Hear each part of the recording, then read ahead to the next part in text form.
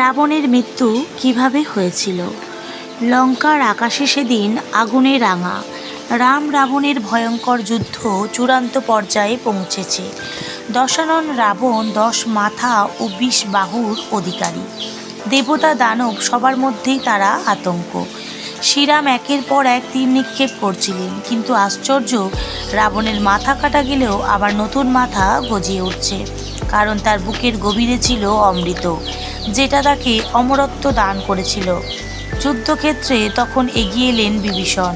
তিনি রাবণের ভাই হলেও ধর্মের পথে ছিলেন। তিনি শ্রীরামকে বললেন, প্রভু, রাবণের নাভির কাছে তার প্রাণশক্তি লুকানো আছে, সেখানেই তীর নিক্ষেপ করলে তবেই রাবণের মৃত্যু হবে। শ্রীরাম তখন ব্রহ্মাস্ত্র ধারণ করলেন। আকাশ কেঁপে উঠল, দেবতারা স্তব্ধ হয়ে গেলেন। এক মুহূর্তেই নিস্তব্ধতার মধ্যে রাম ব্রহ্মাস্ত্র ছুঁড়ে মারলেন রাবণের নাভিতে। ভয়ঙ্কর শব্দে রাবণ মাটিতে লুটিয়ে পড়ল।